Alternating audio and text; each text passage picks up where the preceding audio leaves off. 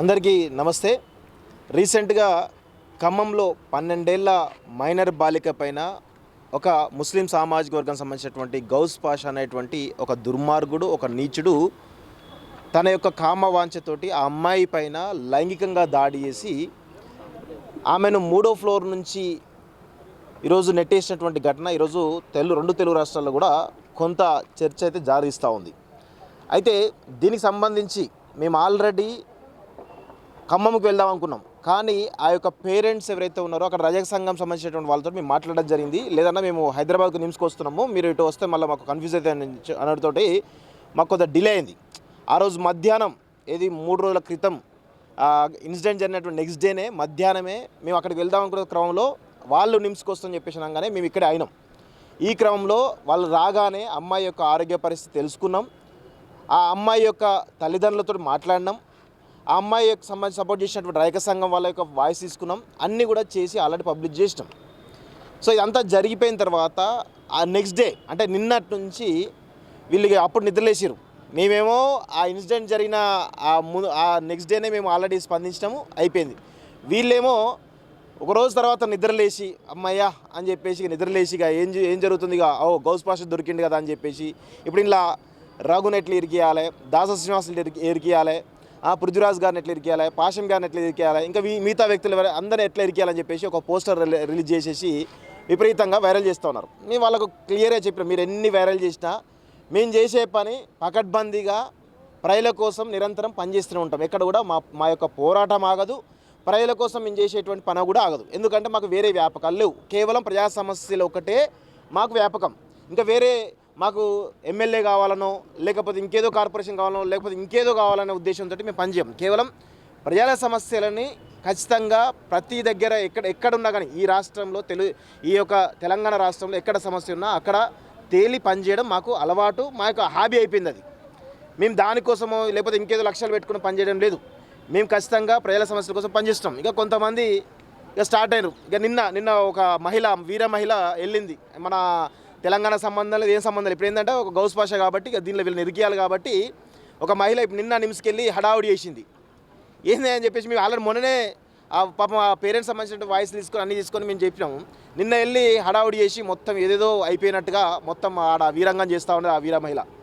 మరి ఆమెకు నిన్న లేచింది, ఆ మహిళ నిన్న నిద్ర లేచి మొహం కడుక్కొని మొత్తానికైతే మంచిగా మేకప్ వేసుకొని లిప్స్టిక్ పెట్టుకొని పోయి నిమ్స్లో తేలింది. మైక్ పట్టుకో మొదటిసారి అనుకుంటా మైక్ పట్టింది, నాకు తెలిసి మొదటిసారి మైక్ పట్టింది, నాకు తెలిసి ఇప్పటివరకు మైక్ పట్టిన మహిళ, ఆ వీర మహిళ. ఇట్లా ఉన్నాయి మీ వ్యవహారాలు, మేకప్లు వేసుకొని లిప్స్టిక్లు పెట్టుకొని.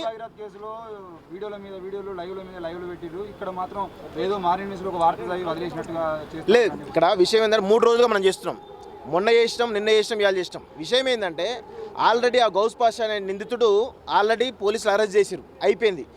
మనకు బండి భగీరథ సంబంధించిన కేసును గౌస్ పాషా కేసును రెండింటి కంపేర్ చేద్దాం, ప్రాబ్లం లేదు. గౌస్ పాషాను ఎన్కౌంటర్ చేద్దామన్నారు, బరాబర్ ఎన్కౌంటర్ చేయాల్సిందే, తప్పు చేస్తే బరాబర్ గౌస్ని ఎన్కౌంటర్ చేయాల్సిందే.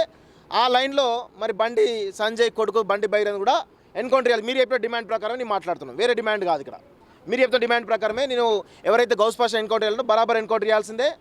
మరి బండి సంజయ్ కొడుకును కూడా అదే కోవలోకి తీసుకురావాలని చెప్పేసి కూడా మేము కూడా డిమాండ్ చేస్తూ ఉన్నాం. అదేవిధంగా బండి సంజయ్ కేసుకు దీనికి ఎందుకు కంపేర్ చేస్తున్నారో నాకు అర్థం కాని విషయం. ఆల్రెడీ గౌస్ పాషా అరెస్ట్ అయి ఉన్నాడు. బండి భగీరథకు సంబంధించినటువంటి దాదాపు 9 రోజుల పాటు ఆయన అబ్స్కాండ్ అయ్యిండు. 9 రోజుల పాటు అమ్మాయి పైన విపరీతమైనటువంటి ఆ మైనర్ ఐడెంటిటీని బయటపెట్టడం జరిగింది. ఇప్పటివరకు ఈ 12 ఏళ్ళ అమ్మాయి విషయంలో ఎక్కడ దుష్ప్రచారం జరగలేదు. అమ్మాయికి అండగా అన్ని రాజకీయ పక్షాలున్నాయి, అన్ని మీడియా ఛానల్స్ కూడా అమ్మాయి పక్షాలు ఉన్నాయి.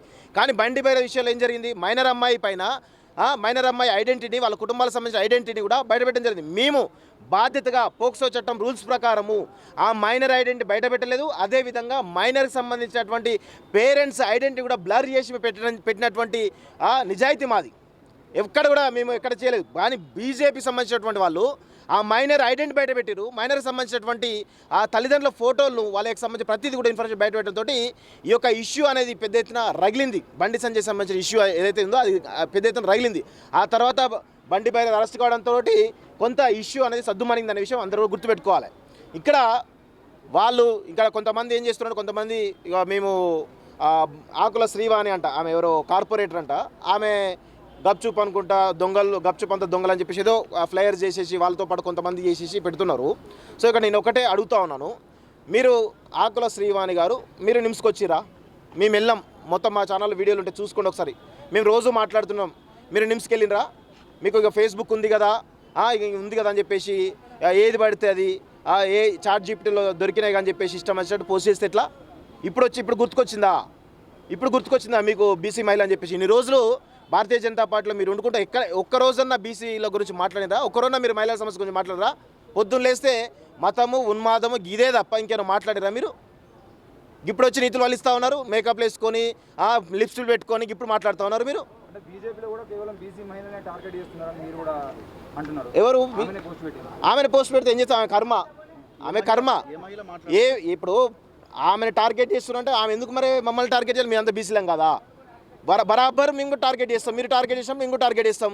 మీరు ఇంకా ఎన్నికల్లో పాల్గొనేవాళ్ళు, మేము ఎన్నికల్లో పాల్గొనే వాళ్ళు కాదు, గుర్తుపెట్టుకోండి. ఆకుల శ్రీవాణి గారు రేపు సరూర్ నగరా మీ డివిజన్ ఏంది? సరూర్ నగర్లో మీరు రేపు రెండు మూడు నెలల్లో మీ యొక్క మీరు పోటీ చేస్తూ ఉన్నారు. బరాబర్ ఈ ఛానల్ అన్నీ కూడా అక్కడ ఉంటాయి, బరాబర్ ఉంటాయి.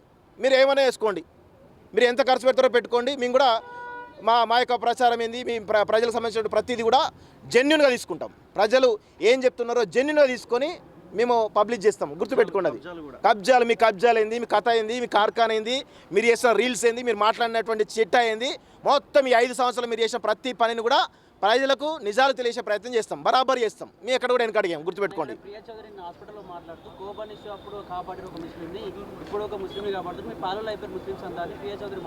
నేను అదే చెప్తున్నాను కదా, ఆమె నిన్న నిద్ర లేచింది నిన్న. మేము మొన్ననే మేము ఆ రోజు ఇన్సిడెంట్ అయినా పేసాము, చెప్తున్నా కదా. మేకప్ వేసుకొని లిప్స్టిక్ పెట్టుకోగానే లిప్స్టిక్ వేసుకొని రాగానే కాదమ్మా, ప్రతి సమస్య మీద మాట్లాడాలి. ఎందుకు బండి సంజయ్ ఇష్యూ గురించి ఎందుకు మాట్లాడలేదు? బండి సంజయ్ కొడుకు బండి బైర విషయాలు ఎందుకు మౌనంగా ఉన్నారు? చెప్పాలి. ఏం నిన్న లేచారా? నిద్ర చూసుకోండి వీడియోలు. నేను మొన్నట్టు చేస్తూనే ఉన్న వీడియోలు చూసుకోనమ్మా. ఇది పరిస్థితి. ఒక చిన్న విషయం, ఇప్పుడు వీళ్ళు హిందూ ముస్లిం అనే లైన్ తీసుకొస్తున్నారు.